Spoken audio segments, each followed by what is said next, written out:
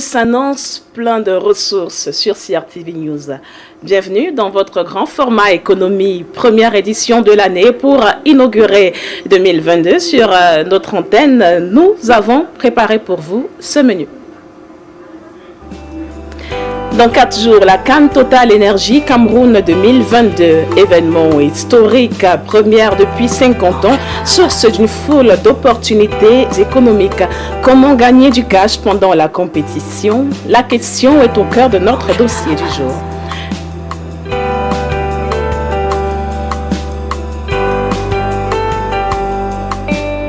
Et dans le round-up, nous porterons les couleurs de la nouvelle année. Côté économie, évidemment, le chef de l'État a tracé la feuille de route et ensemble, nous ferons le point des perspectives du Cameroun. Ce sera avec Gaël Obono.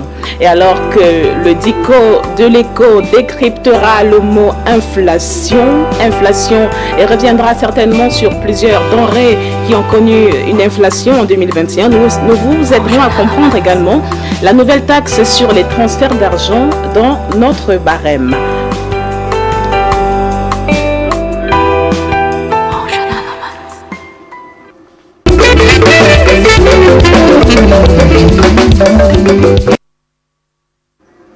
Et vous l'avez entendu dans notre menu ce matin, le dossier du jour met la balle au centre des opportunités économiques de la Cannes Total Énergie Cameroun 2021. La vente des tickets d'entrée débute ce mercredi dans toutes les villes hôtes de la compétition et dès le 9 janvier, la grand-messe du football continental sera aussi un important terrain d'opportunités, un important terrain d'affaires que nous présente Daoud Moulian. Les opportunités économiques qu'offre la Cannes sont multiples et diverses. D'abord, les infrastructures acquises pour ce rendez-vous sont des sources à venir de recettes financières. En dehors d'être louées, elles peuvent faciliter, plus que par le passé, l'organisation d'autres compétitions par le Cameroun, entraînant ainsi toutes les autres aubaines économiques qui vont avec. Au-delà des infrastructures, il y a le volet touristique. La grand-messe du football africain va drainer du beau monde en terre camerounaise. Les touristes et visiteurs auront ainsi besoin, pendant leur séjour au 237, de se nourrir, se rafraîchir, se loger, se divertir, se déplacer, s'offrir des gadgets et souvenirs, ou même visiter des sites touristiques payants. Les acteurs des secteurs restauration, brasserie, hôtellerie, points chauds et divertissement, transport, agropastoral, agro-industrie, artisanat et petits commerces pourront ainsi se frotter les mains. Les rencontres entre institutions ou même interpersonnelles peuvent déboucher sur des partenariats pour d'autres investissements ou accompagnements. Le potentiel du Cameroun n'est plus à démontrer, reste à saisir ces grosses opportunités et d'en tirer grand profit à l'échelle nationale, locale ou même individuelle. Et quand on sait que le Cameroun est un condensé d'Afrique, on peut se dire « Yes, we can » pendant la Cannes.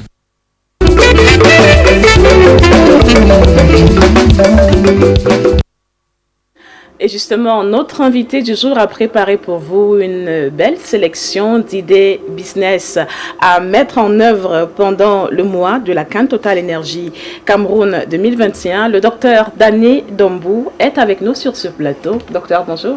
Bonjour Gladys. Bienvenue sur Ressources. Merci. Alors, vous êtes économiste et le Cameroun, justement, reçoit la compétition dans un contexte de fragilité avec la pandémie et plusieurs crises politiques, sécuritaires surtout. Comment cette compétition peut aider à se relever? Oui, donc, disons que la compétition arrive à point nommé. Déjà parce que durant les 2 dernières années, nous avons traversé énormément de difficultés depuis 2016 avec le choc pétrolier, mais récemment depuis la crise sociopolitique, et puis les élections de 2018, dans ce qui a contribué à ternir l'image du Cameroun à l'étranger.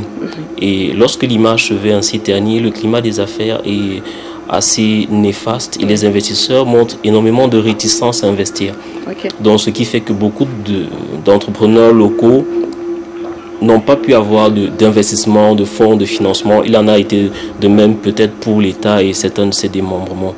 Donc ça a été il y a eu assez de difficultés, mais la CAN pourra permettre de redorer l'image du Cameroun envers les investisseurs, mais elle pourra également permettre de renflouer les caisses de l'État parce qu'il y aura également des revenus.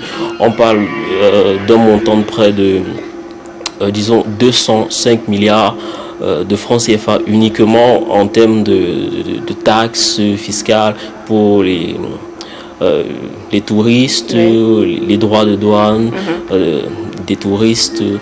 Donc, pour un revenu global de près du tiers du budget quand même. Donc, ce sont des revenus quand même assez intéressants.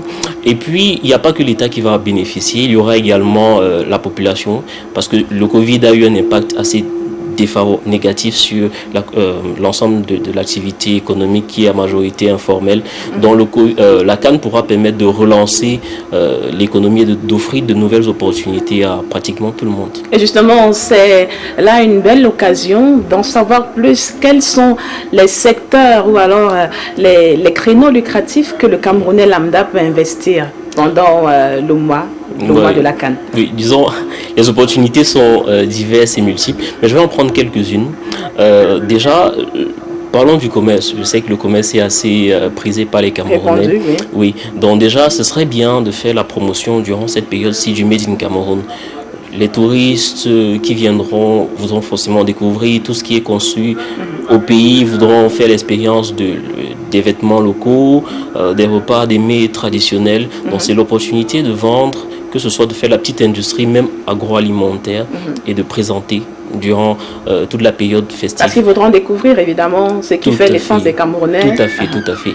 Et là, il faudrait également faire il y a un marché assez lucratif qui est celui des cadeaux souvenirs, c'est-à-dire des goodies, des t-shirts, brandés. Bon, il y a toute une niche autour de ce secteur-là qui est assez intéressant. D'un autre côté également, disons, la location. C'est un secteur quand même assez lucratif. La location en termes de... je ne sais pas si vous savez ce que c'est que du Airbnb. C'est un peu comme de l'hôtellerie à domicile. Donc, il y a la possibilité pour les locaux d'offrir une sorte de hausse d'hébergement aux touristes. Ok, des maisons d'hôtes, des maisons d'hôtes, oui. C'est parce qu'on appelle communément les meublés qu'on offre. Tout à fait, ce sont des meublés, mais la particularité ici, c'est qu'en fait, ils vivront en famille, c'est-à-dire ils auront une chambre. Et là, ça permet de s'impliquer vraiment dans la culture, dans la tradition camerounaise. Et là, ça génère des revenus aux ménages également qui peuvent rentabiliser une ou deux chambres qu'ils Donc, auront à la maison. c'est que si vous avez une grande maison et une aile qui peut servir à accueillir des gens, vous pouvez justement la mettre en location pendant la CAN. Justement. C'est un concept intéressant. Assez intéressant. Et disons, des jeunes pourraient également, on va dire quoi, d'un côté, des jeunes qui sont assez actifs dans le numérique pourraient développer des plateformes, des applications, où ces ménages pourraient venir placer leurs appartements ou alors leurs offres. Donc, ce qui créerait, vous voyez, il y a toute une chaîne de valeur, de richesse qui pourra être générée à l'intérieur et chacun pourra trouver son compte. Il y a des Camerounais qui ont des voitures, qui l'utilisent peut-être pour aller au travail uniquement, mais durant cette période de CAN avec les embouteillages que nous connaissons, ce serait peut-être intéressant de mettre ces voitures en location. Vous savez, il y a des touristes qui arrivent, ils ne vont pas acheter une voiture. Et après, prendre un taxi tout le temps, peut-être qu'ils voudront une voiture eux-mêmes. Oui, alors des ménages pourraient mettre leur voiture en location. Oui, donc. Il y a également assez d'opportunités. Disons, s'il faut, regardons peut-être au niveau des étudiants, peut-être des jeunes. Ils sont très habitués à être sur les réseaux sociaux, à commenter, à faire. Mais ils pourraient également utiliser ce temps qu'ils passent sur les réseaux sociaux et le rentabiliser. Ils peuvent faire des pages Facebook où est-ce qu'ils commentent d'une façon assez originale l'actualité autour de la CAN. Et là, générer un peu de trafic, se créer une audience qui pourrait rentabiliser plus tard. Du blogging. Tout à fait, du blogging. Et même se positionner plus tard en tant que community manager, oui.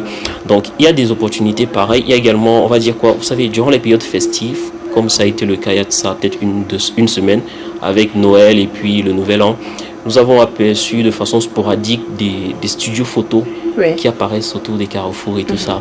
Ce serait intéressant également que des personnes, des jeunes, puissent également développer des petits espaces comme ça portables autour des stades, des lieux, tout à fait. Des fan zones, pourquoi pas. Et ce qui serait intéressant, ce serait de brander, c'est-à-dire venir avec des tenues traditionnelles, locales, de sorte que lorsque les touristes arrivent, qui peuvent se vêtir et puis prendre des photos, c'est un concept qui marche quand même assez. Oui, mais ça leur fait, enfin, on voit le Cameroun, on voit l'événement et puis ça fait également souvenir. Tout à fait. Et le plus intéressant, c'est que ça ramène des sous dans les poches du Camerounais moyen, quoi. Et aussi, enfin, j'ai aussi entendu parler de l'opportunité d'entrepreneuriat, de traduction et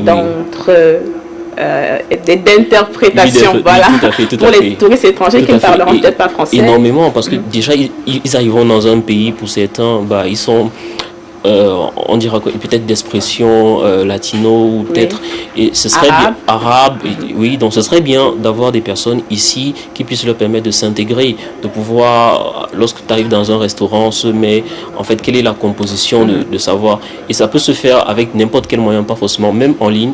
On peut avoir des applications où des personnes se proposent de traduire pour des touristes. Et justement, c'est aussi une mécanique pour l'innovation. Tout à fait, tout à fait. Parce que en parlant d'innovation, vous savez, le secteur du numérique a le vent en poupe.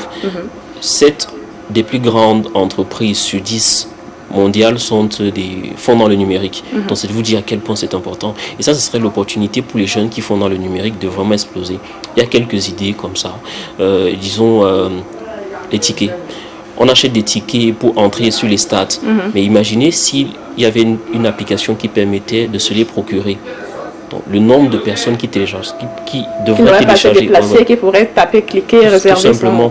Et une autre opportunité encore bien plus intéressante, je pense, et qui pourrait également répondre aux préoccupations liées au Covid, ce serait de faire une application qui permet de garder l'information. Vous avez été testé, vous avez été vacciné. Donc, en fait, vu que pour accéder au stade, il faudrait être absolument vacciné, donc il ne faudrait pas tout le temps trimballer des paperasses, je m'en vais là, je m'en vais. Si je perds mon papier, qu'est-ce que je fais? Si je finis à Limbé, je m'en vais. Donc, en fait, ce serait quand même intéressant d'avoir toute cette palette de solutions novatrices. Peut-être pour sortir d'Annie Dombou, peut-être en quelques secondes, est-ce qu'il y a un possible revers de médaille? Ah oui, vous savez, s'il y a des opportunités, il y a des risques. Donc également, il faudrait faire attention à l'inflation, parce que l'inflation arrive. Nous l'avons vécu tout récemment avec l'augmentation de prix de Mayor et tout ça. Donc, en fait, il y a énormément de produits forcément qui vont connaître une certaine inflation ces temps-ci. Donc, il faut également se prémunir. Également, disons, il y a également un risque pour ceux qui feront des grands investissements. Il y a le risque que le Covid puisse freiner l'arrivée d'étrangers, donc qu'ils puissent également prévoir également ce cas. Et donc, ne pas investir juste sur des activités qui vont s'arrêter qu'à la CAN, qui pourraient également perdurer après la CAN. Et puis en dernier, c'est de se dire plus tard, qu'est-ce qu'on fera de toutes les infrastructures qui auront été développées? Il y aura des stades. Donc, pensez déjà à des activités qui pourront permettre de rentabiliser toutes ces infrastructures. Et d'aller au-delà de la CAN. Aller au-delà de la CAN. Merci infiniment, Dr Dali Dombou, pour ce partage d'opportunités et d'idées. C'était notre invité sur Ressources. Nous retrouvons-nous juste après cette petite pause.